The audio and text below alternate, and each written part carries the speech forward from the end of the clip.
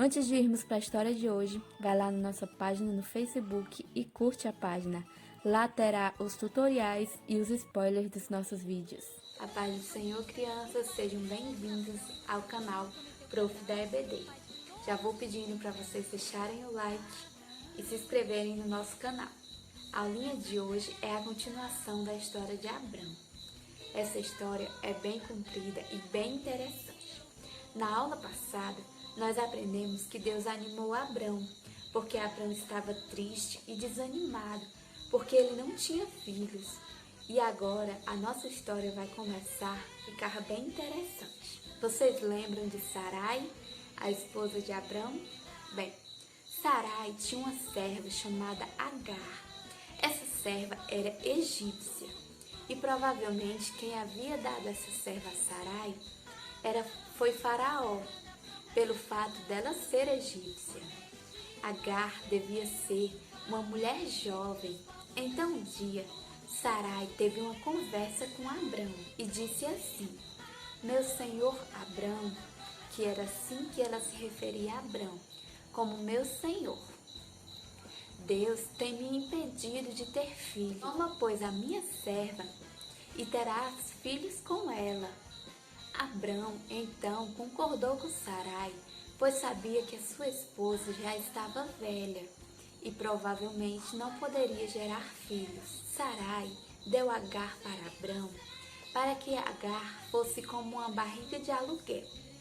Quando a criança nascesse, quem seria a mãe daquela criança seria Sarai e não Agar, porque Agar era apenas uma serva. Ela seria só o meio para que aquela criança viesse ao mundo.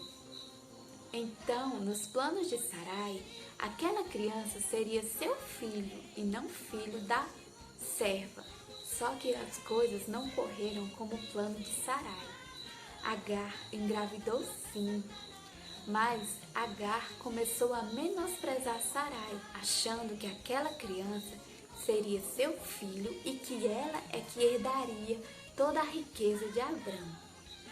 Agar começou a menosprezar Sarai, falando que era velha, que ela era amaldiçoada porque não podia gerar filhos.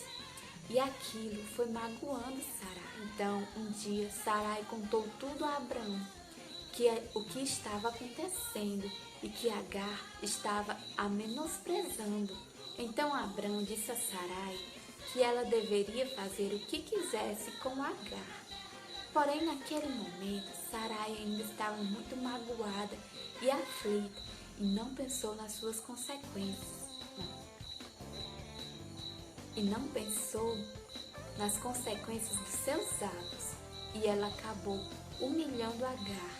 Então Agar fugiu, ainda grávida, da presença de Sarai. Então, o anjo do Senhor, quando a Bíblia diz o anjo do Senhor, quer dizer Jesus.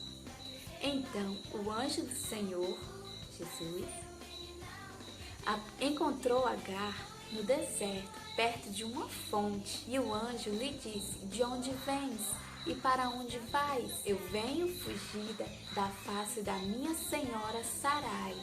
E o anjo disse: "Torna-te a tua senhora e se humilhe na presença dela." Naquele momento, o anjo fez uma promessa a Agar: "Multiplicarei de sobremaneira a tua descendência, que não será contada, de tão numerosa que será." Até esse momento, a promessa que Abrão teria filhos é que ele teria filhos com Sarai e que a sua descendência seria grande.